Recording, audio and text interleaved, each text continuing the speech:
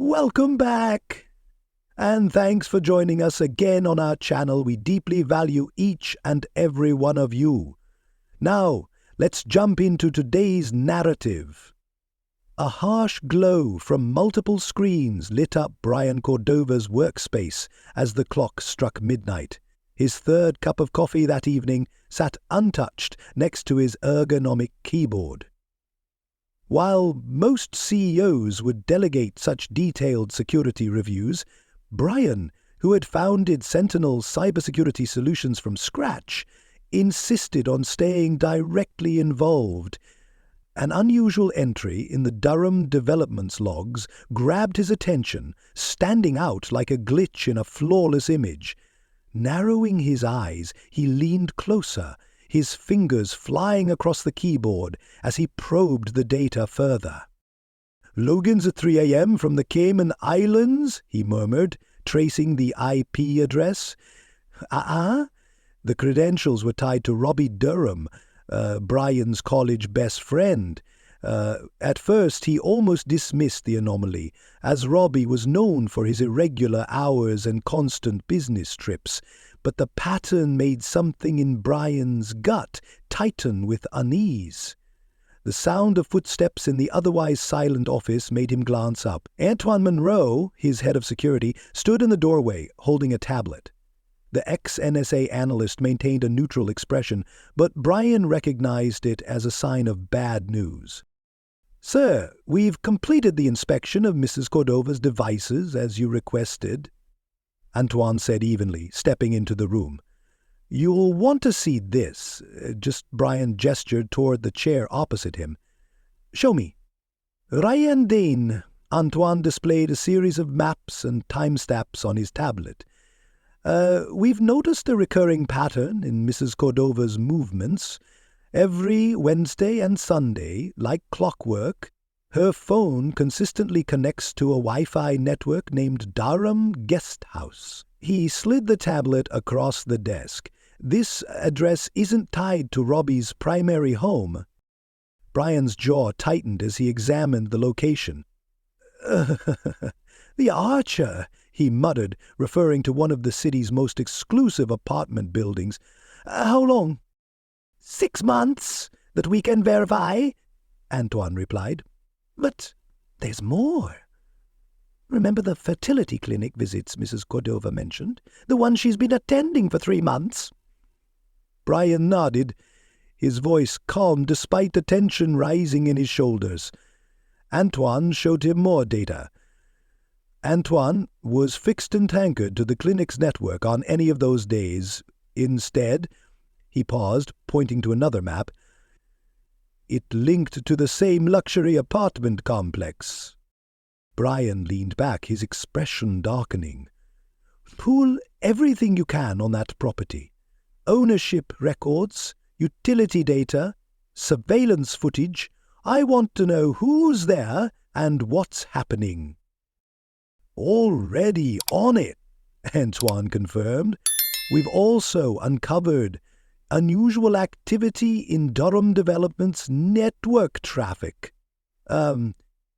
Their financial servers are receiving encrypted bursts of data during the same time frames." "Expand our surveillance," Brian ordered, returning to his monitors.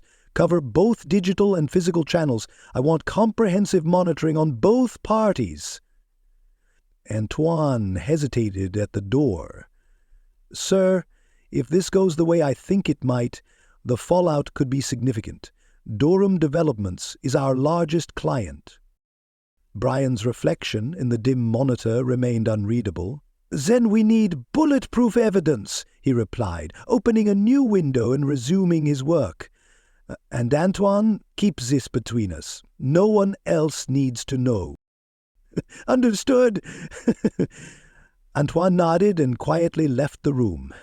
Alone again, Brian opened his personal files. Images from better times filled the screen. His wedding, family celebrations, fishing trips with Robbie. His cursor hovered over a recent photo. Carissa at his parents' anniversary dinner, sitting too close to Robbie, both laughing at some private joke. He opened his secure messaging system and composed a brief message to Nadia Moya, a forensic accountant he'd collaborated with before. Need discrete analysis. Sending files now. Priority Alpha. Patterns were beginning to emerge, and Brian had built his career on recognizing them. As he compiled the data, a plan took shape in his mind. They believed they were clever, but in the digital age, every action left a trace, and Brian excelled at following those traces. Over the next week, revelations poured in, each more damning than the last. Seated in his private conference room, Brian surrounded himself with digital and physical records that painted an increasingly grim picture. Nadia's preliminary report lay open on his tablet, its contents igniting his anger. "These returns are classic warning signs," Nadia explained during a secure video call. Her sharp features were lit by her office screen.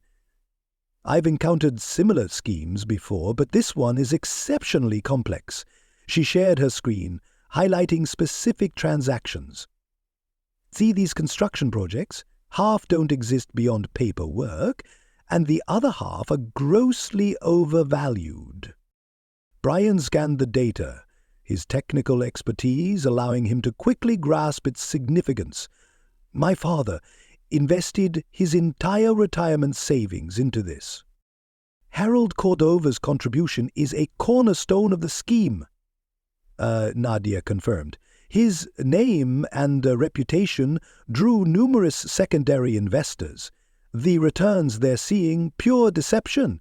It's a classic Ponzi scheme, using new investments to fabricate returns for older ones." The door opened and Antoine entered with fresh reports. "It's Gal, sir. You want to see this?" And Brian gestured for him to proceed while keeping Nadia on the call. Antoine displayed email threads on the main screen. "We've been monitoring your parents' communications as requested," Antoine began. "Your mother has been particularly active in her social circles, promoting Durham developments to her country club network. But it's the private messages that stand out." He highlighted specific exchanges. "She frequently compares you to Robbie unfavorably." One email burned itself into Brian's memory. His mother had written, "Robbie understands the value of real business, unlike someone who wastes time with computers."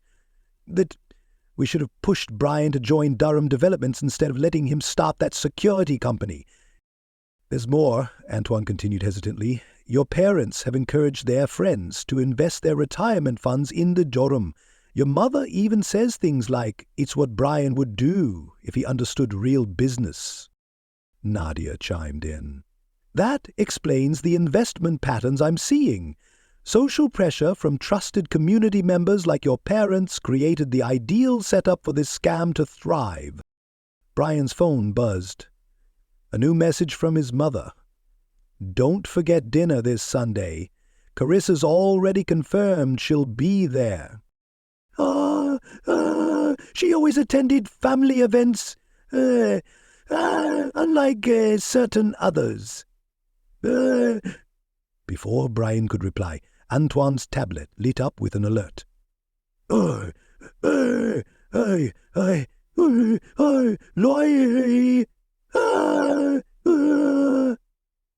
He brought up the video on the Durham guest house surveillance system. "She always attended family events, and unlike certain others." Before Brian could reply, clutching at the styled handbag close, 10 minutes later, Robbie Durham appeared, glancing over his shoulder before stepping through the same door. The timestamp revealed their departure the next morning at 7 a.m. "She told me she was at her sister's house that night," Brian said, his tone icy. "She claimed they were planning a baby shower for their cousin." Antoine checked his records. "Her sister was in Miami the entire week," he confirmed, holding up supporting evidence. "We've got her credit card transactions and flight itinerary." Nadia, still on the video call, interjected. Mr. Cordova, given the scope of what we're uncovering, I suggest broadening the financial investigation. This degree of deception often suggests a deeper issue. Do it, Brian interrupted firmly, rising from his seat. Audit every transaction, every account, every property linked to Durham Developments. Go back at least 5 years. Turning to Antoine, he added, Keep the surveillance running. I want to know every step they take. After both Nadia and Antoine left, Brian lingered in the conference room, studying a still frame of Carissa and Robbie entering the building. The light caught his wedding ring as he reached for his phone, scrolling to a contact he'd hoped to never use, Magdalena Banks, a federal prosecutor. The next stage of Brian's strategy required flawless timing and advanced tools.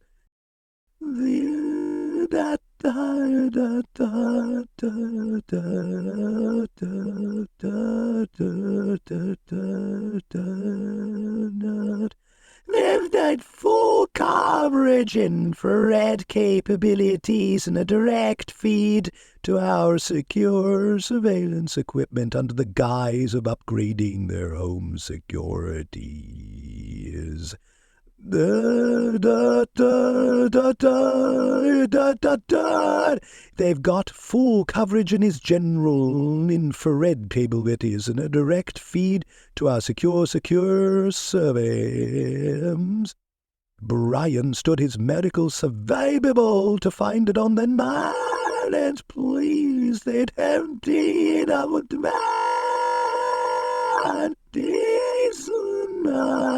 Simon Price. Carissa walked in, barely looking up from her phone. Still fiddling with your gadgets, sweetheart? She remarked with thinly veiled disdain. Robbie says most of these systems are overpriced toys. You can never be too cautious, Brian replied smoothly, observing the subtle way her posture stiffened at Robbie's name. Especially with the recent break-ins in the neighborhood. Whatever makes you feel better, she said with a hollow smile that didn't reach her eyes. I've got an afternoon appointment, and I might be back late. Don't wait up. As soon as she left, Jordan pulled up the system's interface on his tablet. We're live, sir. Every camera is operational. He hesitated before asking, Are you sure you want to see everything these might record? Brian's face remained expressionless. The truth can hurt, Jordan, but lies are lethal. Checking his watch, he asked how long until the phone taps are active. They're already operational, Jordan replied. We are capturing all calls and messages with backups saved automatically. The system proved its worth almost immediately. That evening, while supposedly at her appointment, Crescinda's phone conversation with her sister played back with crystal clarity. You won't believe what Harold and Margaret told me. Crescinda's voice rang with excitement. They're going to sign over their vacation home as a wedding gift once I leave Brian. They think Robbie deserves a proper family residence. Her sister laughed audibly on the other end. They're going to lose it when they find out he's the father. How are you going to tell Brian? Carissa scoffed. Please. He's so absorbed in his computers that he won't notice I'm pregnant until I'm in labor. Besides, Harold and Margaret already hold him responsible. They think their pathetic son drove me away with his neglect. Brian listened to the entire exchange, his face an unyielding mask of restraint. The next day, he set his final plan into motion. I've got a late meeting tomorrow, he mentioned over breakfast. Some potential European clients. Different time zones? Carissa hid her smirk behind her coffee mug. Don't worry about me. I'll find something to occupy myself. And the cameras captured everything that night. Carissa's call to Robbie confirmed their plans to meet at the guest house, assuming Brian was away. Every incriminating word and action was recorded. But the real turning point came the following evening, when Brian confronted her with the first pieces of evidence. "Care to explain these?" he asked, laying surveillance photos on the kitchen counter. "You and Robbie seem very close at his guest house." Carissa didn't bother denying it. Her carefully maintained facade crumbled, replaced by open contempt. "You want the truth? Fine," she snapped. "Robbie gave me everything you couldn't. A baby, a real future, passion instead of cold logic and endless computer screens." She laughed harshly, her words dripping with venom. "And my parents? They adore him more than they ever did you. Why do you think they convinced everyone they know to invest with him? They're even hosting our engagement party next week. Don't bother calling them. They've already chosen sides." What Carissa didn't notice was the small device on the bedside table. It looked like an ordinary smart home hub, but was covertly streaming her confession to secure servers, and one specific recipient. Magdalena Banks, Robbie's wife and a seasoned federal prosecutor specializing in financial crimes. The trap was sprung, but it was only the beginning. As Brian watched Carissa storm out of the house, he knew the real battle lay ahead. Pulling out his phone, he sent a single text to Antoine. "Initiate Protocol Judas." The pieces were in place, now it was time to move. The FBI's white-collar crime division operated out of the 12th floor of an unremarkable federal building. Brian Cordova sat in a secure conference room, sunlight casting long shadows across the polished table. Across from him, Magdalena Banks adjusted her posture, her 7-month pregnancy visible beneath her impeccably tailored navy suit. Agent Erica Donovan, the head of financial crimes, completed their triangle, her sharp eyes scrutinizing the documents spread out before them. "Your surveillance data confirms what I've suspected for months," Magdalena said, spreading additional files across the table. Her voice carried the precision of an experienced prosecutor. "Durham Developments isn't just committing simple fraud. It's a front for something much larger." Brian nodded, opening his laptop. 3 years ago, Robbie persuaded my father to invest his entire retirement savings. Dad then used his standing as a retired judge to convince his country club friends to do the same. Brian brought up a spreadsheet.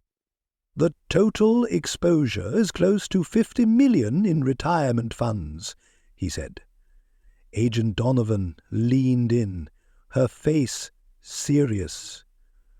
"The recordings you shared are exactly what we need, but we've uncovered something that makes this case a top priority." She slid a classified folder across the table. "Your friend, Robbie, has ties we didn't anticipate." Magdalena picked up the conversation. "Last month, I came across documents linking Durham Developments to shell companies in Dubai. The timing is critical. Robbie is planning to escape with the money after the engagement party. He already has a private jet on standby." "Of course he does," Brian said sharply, his voice laced with disdain. "He's always had a flair for theatrics." Agent Donovan pulled up surveillance photos on the main screen. "We've been monitoring his activities. Weekly meetings with individuals tied to global fraud syndicates. Ironically, it was your company's security systems that flagged what our standard surveillance missed." "The irony isn't lost on me," Brian muttered. "He's been exploiting my own security infrastructure for his criminal dealings." Magdalena shifted in her seat, her hand resting on her belly. "There's something else, Brian," she began, pausing to choose her words. "The pregnancy. Robbie's been telling people he's the father, but I've found medical records that suggest otherwise." "Classic misdirection," Agent Donovan interjected. "Keep everyone focused on personal drama while the real crimes go unnoticed." Brian's face remained impassive, but his eyes grew colder. "What's our next move?" "We need more evidence," Agent Donovan said plainly. "The offshore accounts, the Fate construction projects, we need undeniable proof connecting them. Your surveillance provided probable cause, but we need concrete links to the money trail." "I can assist with that," Brian replied, opening another file on his laptop. "My team has been tracing every digital breadcrumb. Here's what we've uncovered." He turned the screen to them, displaying intricate financial diagrams. "This isn't just about stolen funds. They're using construction projects to launder money from multiple sources." Magdalena leaned forward, her instincts as a prosecutor kicking in. "This is exactly what we need. But we have to be cautious. If Robbie suspects anything, he'll disappear." "Won't," Brian said with certainty. "His ego blinds him. He's too convinced of his own genius. That's always been his downfall." Agent Donovan nodded in agreement. "We'll need to coordinate every step carefully. Your parents' involvement makes this even more delicate." "They made their choice," Brian replied coldly. "They picked their side when they chose him over their own son." "There's one more thing," Magdalena added, pulling out another document. "The engagement party isn't just a celebration. Based on the guest list, it's a meeting of all the key players in this scheme. One location, all the targets." "Perfect timing," Agent Donovan said with a grim smile. "But we'll need someone on the inside. Someone they won't suspect." Brian's laptop chimed with a new message. He read it quickly, his expression darkening. "That won't be an issue. My mother just invited me. Apparently they want me there to handle things gracefully." "Can you stay undercover?" Agent Donovan asked bluntly. "Personal stakes can complicate operations." Brian's laugh was humorless. "Agent Donovan, I've been undercover since I first noticed those suspicious logins, and I've no idea who they're really dealing with." Magdalena's hand returned to her belly, her expression hardening. "Just remember, when this is over, Robbie is mine to prosecute. He'll learn what it means to cross the wrong people." "Agreed," Brian said, standing and gathering his files. "But first, we let them think they're winning. The more confident they get, the more mistakes they'll make." "Exactly," Agent Donovan replied. "We'll establish secure communication channels. All updates go through this office." As the meeting concluded, Magdalena caught Brian's arm. "Thank you," she said quietly, "for it being the one to stop him." Brian's response was simple. Sometimes the best revenge is letting people destroy themselves. Gathering his things, he left the room, his mind already focused on the next phase of their strategy. In Sentinel Cybersecurity's secure basement lab, Jordan Asto's workspace resembled a command center. Screens displayed live financial data and surveillance feeds. Jordan's fingers raced over his keyboards as Brian entered. "Sir, you'll want to see this," Jordan said without looking up. "Remember those encrypted emails we intercepted? I finally cracked them." He pulled up a series of files on the main screen. "Durham Development isn't just a Ponzi scheme. It's laundering money for a global real estate fraud network." Brian stepped closer, scrutinizing the web of transactions. "Show me." "Look at these legitimate projects," Jordan said, highlighting several developments. "They're real, but they're just a front. The company inflates costs, forges invoices, and uses the projects to clean millions in dirty money." "And my father's part in all this?" Brian asked, his voice flat. Jordan hesitated, then pulled up another set of files. "Your father's status as a retired judge wasn't just used to attract investors. His reputation lent the entire operation credibility. These documents show his signature on numerous property deals, all tied to known fraudulent activities." "Nina," Brian said quietly, "he had to know what he was signing." "There's more," Jordan added, switching screens. "We accessed Carissa's private cloud storage. You might want to sit for this." The screen filled with documents, private school applications, trust funds, property transfers, all listed Robbie Durham as the father, with significant financial contributions from Harold and Margaret Cordova. "They've been planning this for months," Jordan explained, pulling up more records.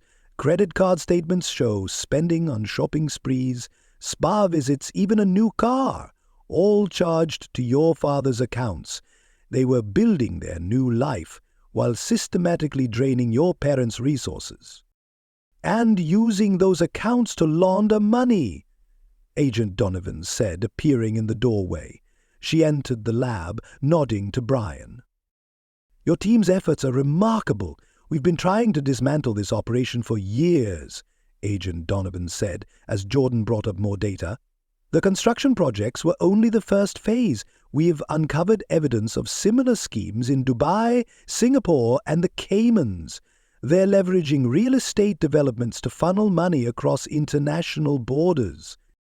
"A classic tactic," Donovan observed, "but the scale here is unprecedented. Your father's reputation opened doors that would normally stay shut." Brian studied the financial data on the screen. "They're getting careless. The closer we get to the engagement party, the sloppier they become." Speaking of which," Jordan interrupted, "you should see what Carissa's been doing." He played a recent video from the home surveillance system. On the screen, Carissa was speaking on the phone. "Everything's set," she said. "Once the engagement is announced, we'll move the remaining funds. Brian's parents are so eager to help their new son-in-law, they've already signed the documents." "Where was this?" Brian asked.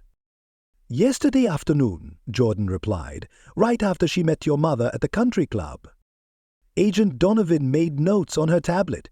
"This lines up directly with the offshore accounts we've been monitoring. The timing is a perfect match." Jordan hesitated before adding, "There's another detail about the pregnancy." "Save it," Brian interrupted, holding up a hand. "Focus on the money trail. The personal drama's just a distraction, exactly what they want." "Smart," Donovan approved. "Stay unemotional. That's why they underestimated you. They assumed you'd be too hurt to think clearly." A notification popped up on Jordan's screen. New activity on the Durham Guesthouse Network," he announced. "They're meeting right now." "Good," Brian said, checking his watch. "Right on schedule.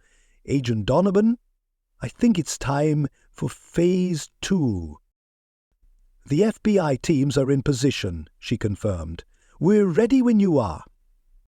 "Jordan, maintain surveillance," Brian instructed. "I want every conversation, file transfer, and digital trace captured and logged."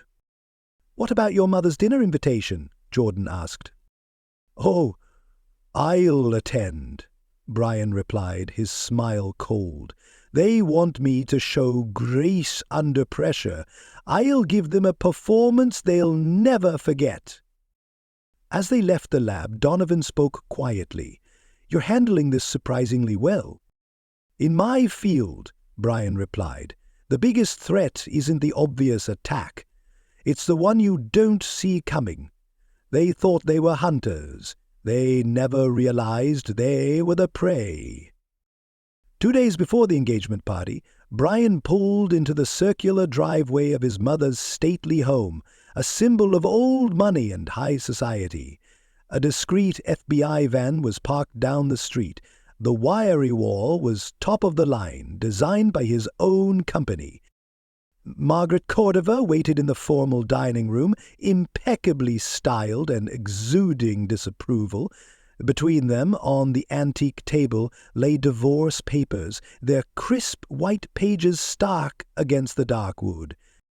"You need to sign these," Margaret said, sliding the papers toward him. "It's a statement supporting Carissa's divorce petition. We can't let a scandal tarnish Robbie's company." Brian picked up the documents, noting his mother's signature already affixed as a witness. Interesting timing. "Don't be difficult, Brian." Brian did so, Margaret said, her tone dripping with the same condescension he'd endured his entire life. "This is for the best. Carissa deserves happiness with Robbie." "With my best friend?" Brian asked. "With someone who understands real business?" "Exactly!" Margaret snapped. "Someone who's built something tangible, unlike this pointless cyber city venture you waste your time on." Brian set the papers down carefully. "Why, Mother? Why him over your own son?" "Because he's everything you're not," she said, her polished exterior cracking as years of disappointment poured out. "When he marries Carissa, we'll finally have the son we always wanted, someone to properly carry on the family legacy." "You mean the legacy of fraud," Brian said, his voice steady. Margaret's face paled momentarily before she regained composure. I don't know what you're talking about. Robbie's business is legitimate. Your father's investments have shown excellent returns." "Those, impressive returns," Brian said calmly. "Tell me, does Dad know where the money actually comes from?" "Your father understands business," Margaret replied, lifting her chin defiantly. "Unlike you, he knows a real opportunity when he sees one." "A real opportunity," Brian repeated, "like the shell companies in Dubai or the fake construction projects." For the first time, uncertainty flickered in Margaret's eyes. "You're just jealous," she accused, "of Robbie's success, of Carissa's pregnancy." "Yes, the pregnancy," Brian said, his voice laced with irony. "Have you picked out nursery furniture for your new grandchild yet?" "As a matter of fact, we have," Margaret said stiffly. "The baby deserves the best, and Robbie can provide it." Brian stood slowly. "One last question, Mother. When did you stop loving your son?" "Don't be melodramatic," Margaret said, waving him off. "This isn't about love. It's about securing our family's future. Once you sign those papers, everything will be perfect." "Perfect," Brian echoed, "like the perfect family you always wanted." "Exactly." "Now sign," Margaret demanded. "The engagement party is in 2 days, and everything needs to be in order." Brian picked up the pen and signed the papers with a flourish, watching his mother's triumphant smile. What she didn't know was that Harold, her husband, had already broken under FBI pressure. At that very moment he was meeting with federal agents and agreeing to wear a wire to the engagement party. "There," Brian said, standing. "Everything's properly arranged, just as you wanted." Margaret gathered the papers, oblivious to the cold satisfaction in Brian's eyes. "You've done the right thing, Brian. You'll see that eventually." As he left, Donovan's voice came through his earpiece. "We got it. A clean recording." Brian started his car, watching his mother through the window as she made a phone call, undoubtedly to Robbie or Carissa. "How's the other operation going?" he asked. "Your father's cooperation is complete," Donovan replied. "He's given us everything: documents, recordings, account numbers. The case is airtight." "Perfect," Brian said, driving away. "Let them have their moment of triumph. The engagement party will be unforgettable." In her rearview mirror, he saw his mother still on the phone, likely celebrating her supposed victory. She had no idea she'd just sealed their fate. The betrayal was complete. Now it was time for justice. At the River Oaks Country Club, the grand ballroom glittered with opulence. Crystal chandeliers cast refracted light over a crowd bloated with ill-gotten wealth. Brian sat in the FBI's mobile command center, surrounded by screens showing every angle of the charade.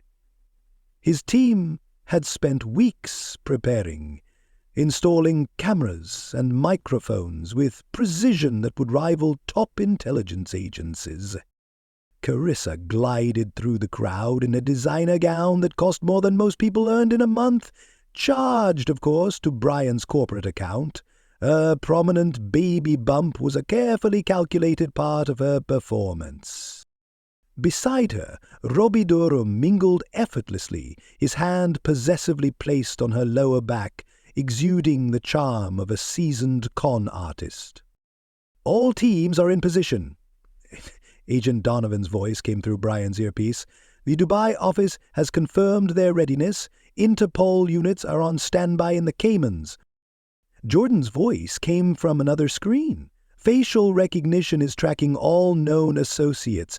We've identified representatives from 3 separate international crime syndicates at the event." "Here to collect," Brian muttered, watching his father fidget nervously near the stage. Harold's wire was transmitting clearly, picking up fragments of incriminating conversations as he moved through the crowd.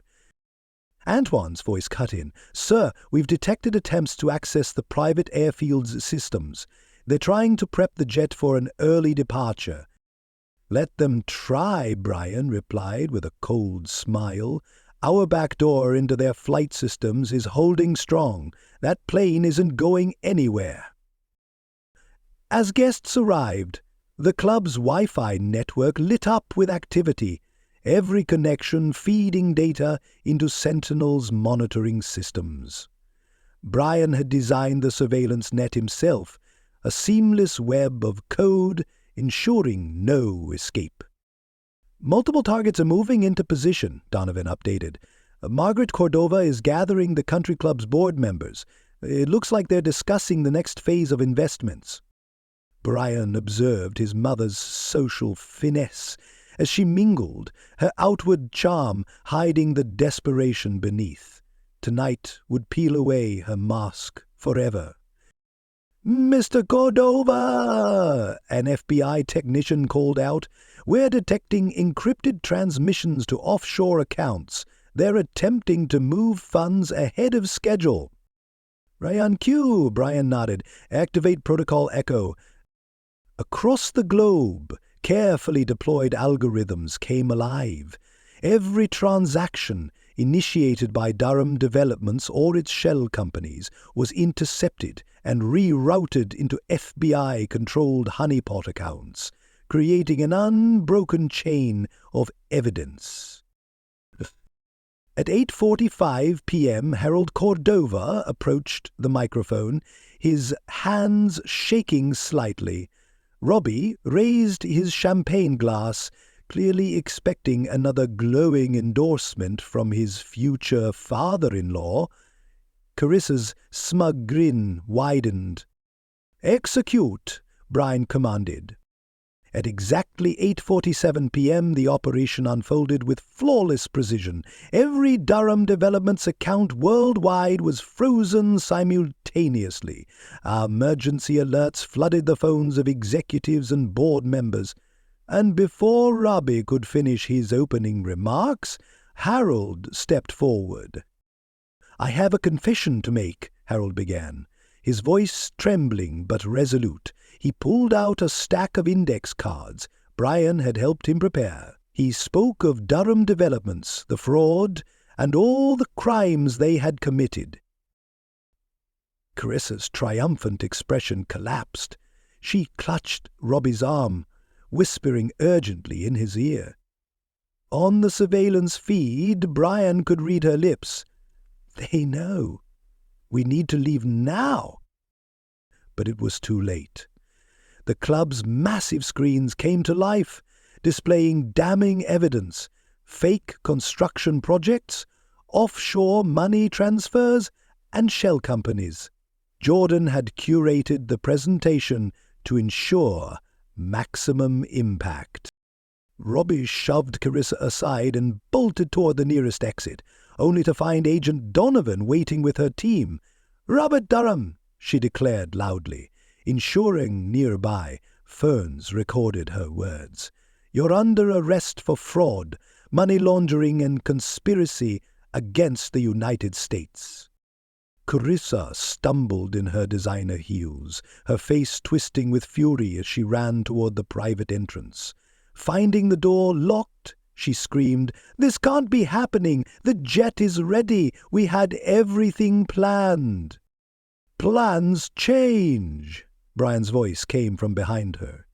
He held up his phone, showing the grounded flight plan. "Did you really think I'd let you steal my money and escape?" "You," she spat, her mask of composure gone. "You pathetic excuse for a husband. We had it all figured out. Even your parents knew who the better man was." "Better at fraud, perhaps," Brian said evenly, as FBI agents closed in. "But you overlooked one detail. You bragged about your plans in a house I designed, on phones I monitored, using systems I built." The fallout unfolded over the following weeks with the precision of a digital collapse. From a specially outfitted war room at FBI headquarters, Brian supervised the systematic dismantling of Durham Developments. The screens tracked the downfall of what once seemed an untouchable criminal empire. I think 53 employees are facing charges so far, Agent Donovan reported, updating the investigative board. Senior management was completely compromised. The legitimate employees had no idea they were working for a criminal organization. Jordan burst into the room, tablet in hand. "Sir, you need to see this. We've been digging deeper into Carissa's cloud storage, and it's worse than we imagined. She wasn't just playing both sides. She was running her own scheme." The files revealed a staggering level of manipulation. Carissa had meticulously recorded every conversation, meeting, and illegal transaction, creating a personal insurance policy filled with blackmail material on everyone involved, including Robbie. "Check this out," Jordan said, pointing to a folder labeled Contingency. "She has dirt on every board member, every major investor, and even recordings of your parents discussing money laundering." "Show me," Brian ordered. Audio clips played, his mother's voice, crisp and clear. "Of course we're using the foundation to clean the money. It's genius. No one questions charitable donations. And once Robbie marries Carissa, we'll have full control of both companies." "Your mother's involvement is deeper than we thought," Donovan noted. "She wasn't just complicit. She was actively facilitating the fraud." Antoine entered with another update. International assets are being seized as we speak. The Dubai raid just concluded. Accounts are frozen, but we found evidence of another layer of fraud. He pulled up financial records showing an intricate network of transactions. Carissa was skimming from the operation itself, funneling money into her own secret accounts, as she even kept it separate from Robbie's. Smart, Brian said without emotion. She never planned to stay with him. The pregnancy was just another tool. At that moment, Magdalena Banks entered, her own pregnancy more pronounced. The DNA results are in, she announced. Robbie isn't the father. What? Brian said. No, not even close, Magdalena replied, handing him the report. She was seeing multiple men, all wealthy and connected to the scheme. The father is actually a board member from one of the defrauded investment firms. Brian let out a humorless laugh. She was hedging her bets. Multiple potential fathers meant multiple payouts.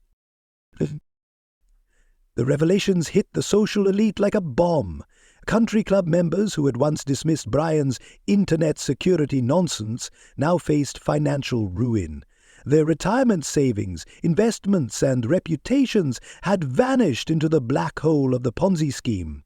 Margaret Cordova's charitable foundation was unmasked as a front for laundering money. High society donations turned out to be nothing more than illusions. The same social circles Margaret Cordova had cherished became evidence against her. Every lunch meeting and charity gala was now being examined for criminal intent. Your mother is facing serious charges, Agent Donovan informed Brian during a late-night strategy session. The evidence shows she orchestrated major aspects of the operation. She always liked being in control, Brian remarked, his eyes on the growing wall of evidence. How many victims are we talking about? Directly, hundreds. Indirectly, thousands, Donovan replied.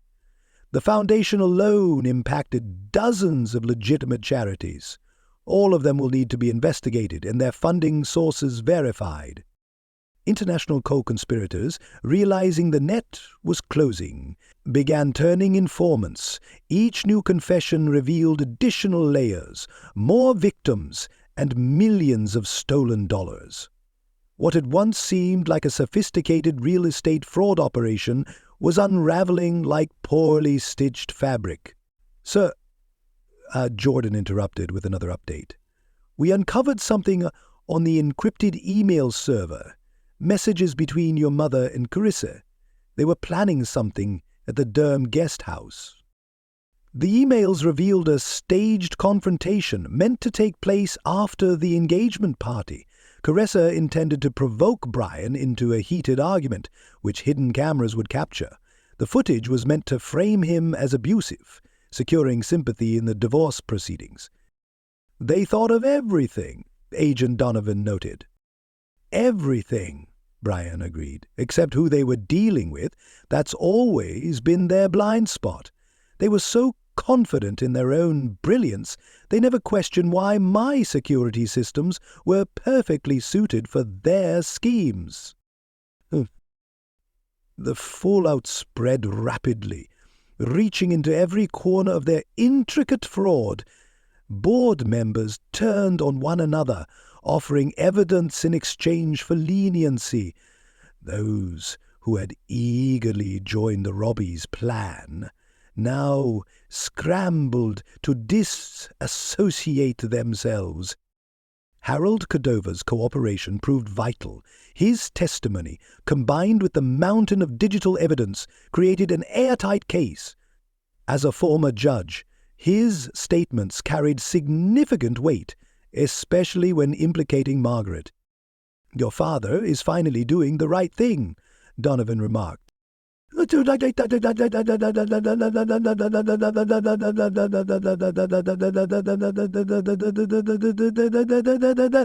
Uh,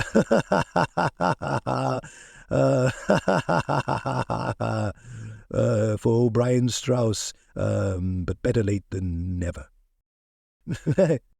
1 year later, Brian stood by his office window, gazing at the city lights flickering against the deepening dusk.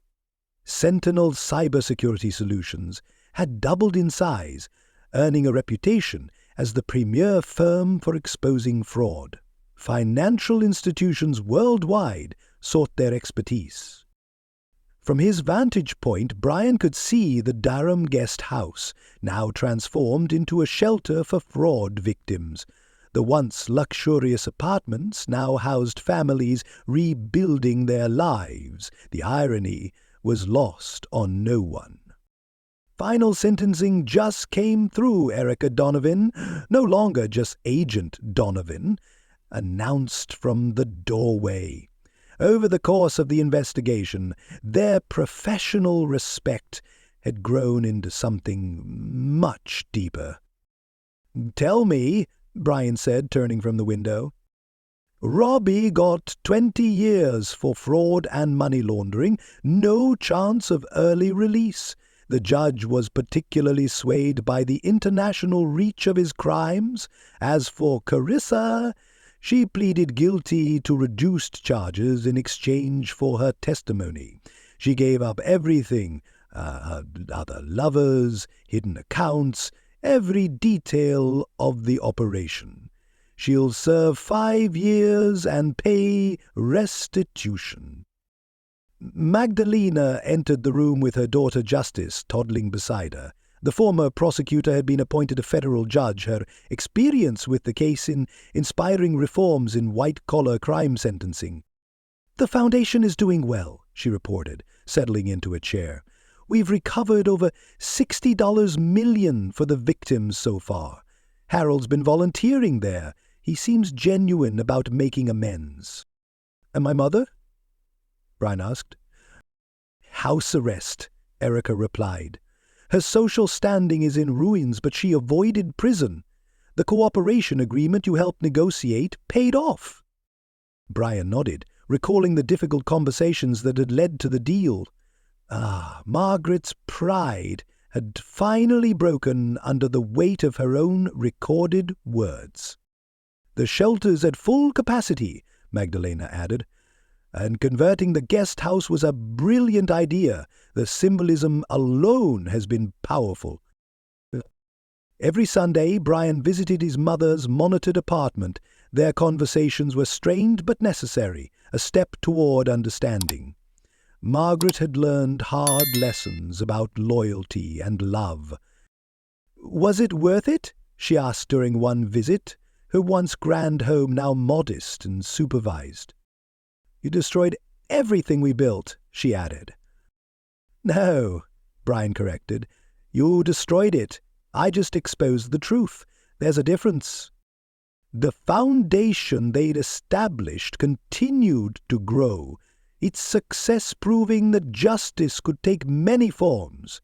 Some forms were handcuffs, others were lines of code or financial regulations. "We found more victims," Erica reported during another late-night session. "The international ties go deeper than we thought." "Then we keep digging," Brian replied. "That's what we do now." The truth Robbie and Carissa never grasped was simple. In the digital age, there are no perfect crimes, only perfect evidence. Their dismissal of Brian's internet security nonsense had been their undoing. Sometimes the best revenge is letting people destroy themselves while you simply watch the system do its job. As Brian's company grew and his new family thrived, he realized their greatest mistake hadn't been fraud or betrayal. It was underestimating the power of a man who understood that in the modern world, information was the ultimate weapon. And he had mastered it. The final piece clicked into place one quiet evening when Justice looked up at him and asked, "Uncle Brian, why do people do bad things?" "Because they think they won't get caught," he answered, watching the sun dip below the skyline. "But they're wrong. They always get caught. That's what we do. We make sure of it." In that moment, as the last light faded and the city pulsed with its endless rhythm, Brian understood. Every betrayal, every lie, and every manipulation had led to this, a purpose far greater than revenge. It was a mission beyond justice. They had tried to destroy him. Instead, they had helped him build something unbreakable. A decade of consequences. 10 years had passed since the fall of Durham Developments, but its echoes still lingered. Brian Cordova stood at the window of his expanded headquarters, now occupying 3 floors of downtown's most prestigious building. Sentinel Cybersecurity Solutions had become a global leader in uncovering fraud that others couldn't or wouldn't detect. "Another one down," Erica announced, walking into his office with a tablet displaying news headlines. Their marriage, 5 years earlier, had combined not just their lives, but their missions. "Carissa's latest appeal was rejected," Erica continued. "Life had been unkind to the former Mrs. Cordova. After serving her 5-year sentence, she violated parole by attempting to orchestrate another, smaller-scale fraud scheme. The judge, Magdalena Banks, showed no leniency. Carissa now faced an additional 15 years behind bars, her expensive wardrobe replaced with prison orange, her once proud demeanor shattered under the weight of justice. "How's she holding up?" Brian asked, his tone more curious than concerned. No, well, according to the reports," Erica replied, setting down her tablet, "she's aged 20 years in 10. Turns out federal prisons don't offer luxury spa treatments. She tried pitching another tell-all book, but no publisher would take it. Her reputation precedes her. The child she had once used as a tool in her schemes had been adopted by the biological father's family. DNA tests had exposed the truth, and they relocated overseas, ensuring Carissa could never manipulate the child again. Robbie Durham's fate was even grimmer. A decade into his 20-year sentence, the once charismatic conman had withered into a bitter, grey-haled husk. His attempts to run scams from behind bars had failed spectacularly, earning him more time and solitary confinement. "Durham requested another meeting with you," Jordan reported, walking into the room with the daily security update, "now head of Sentinel's Fraud Prevention Division." The former analyst continued, "He claims he has information on other conspirators." "Same story, different day," Brian dismissed. "He burned his last bridge 5 years ago when he tried framing innocent people to cut his sentence." The Durham name had become synonymous with fraud. Business schools used the case as a cautionary example, teaching future executives the dangers of unchecked greed and the futility of hiding financial crimes in a digital world. Margaret Cordova's transformation, however, was perhaps the most unexpected. After completing her house arrest, she claimed to have experienced an epiphany. Now living in a modest apartment, she volunteered full-time at the Victim Support Center located in the former Durham Guest House. "Your mother's program is yielding incredible results," Magdalena observed during a monthly Foundation board meeting. Her daughter Justice, now 12, sat beside her, taking diligent notes, already showing signs of following in her mother's legal footsteps. "The victims she counsels have the highest recovery rate of any group." The irony wasn't lost on anyone. The woman who once valued social prestige above all else now found purpose in helping those harmed by similar priorities. Her relationship with Brian had gradually healed, rebuilt on a foundation of hard truths and mutual effort. Harold Cordova had passed away 2 years earlier, but not before witnessing the foundation he helped establish transform thousands of lives. In his final years, he documented his experiences to create training materials for law enforcement, helping them identify similar schemes. "Dad would be proud," Brian remarked during a foundation meeting. "The prevention programs are making a real impact. We stopped 12 major fraud attempts just this year." The foundation had exceeded all expectations. Now operating in 15 countries, they had recovered over $500 million for victims and reshaped how the financial industry approached security. Antoine Monroe, still Sentinel's head of security, had developed advanced fraud detection algorithms now considered industry gold standards. "Your father's testimony helped us understand how trust is exploited in these schemes," Antoine explained during a training session. "Now we can identify the patterns before they escalate." The partnership between Sentinel and the FBI's Financial Crimes Division had become a model for public-private collaboration. Erica's former team, now led by one of her protégés, worked seamlessly with Sentinel's analysts to combat digital financial crimes. "Remember when they called it internet security nonsense?"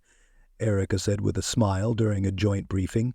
"Now every major financial institution relies on our systems." Justice asked about the case again, Magdalena mentioned during a family dinner. "She's writing a paper on it for her law prep class." "What did you tell her?" Brian asked. "That sometimes the worst criminals wear suits and carry briefcases," Justice answered, her young voice wise beyond her years.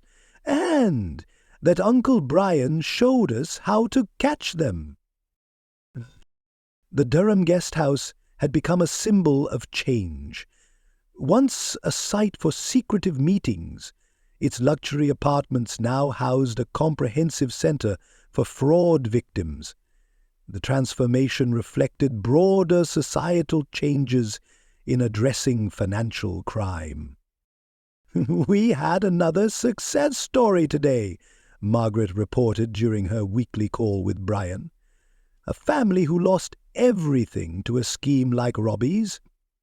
We helped them rebuild and find justice. The once dismissive country club elite had been replaced by a new generation of business leaders valuing integrity over appearances. The annual Fraud Prevention Conference, held in the same ballroom where Durham developments fell, now drew global financial and tech leaders. Carissa's former sister, once complicit in her schemes, now worked with the Foundation's outreach team. Her experience was invaluable in identifying potential victims before they fell prey to similar frauds. "She asked about Carissa again," Erica mentioned after a Foundation event. "Wanted to know if she's shown any remorse." "And has she?" "Only for getting caught," Erica replied. "Some people never change." The international scope of the case had prompted global reforms in financial regulations. Banks once complicit in Durham's schemes now employed Sentinel systems to prevent fraud. Jordan's team, expanded to include former law enforcement and intelligence experts, led this evolution. "We are not just catching criminals anymore," he explained during a strategy meeting. "We are redefining financial security." The Foundation's newest initiative focused on education, teaching financial literacy and due diligence.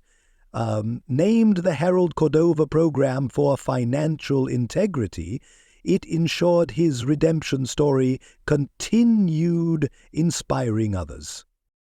As Brian watched the sunset from his office window, he reflected on a decade of change. The skyline had evolved, but one truth remained.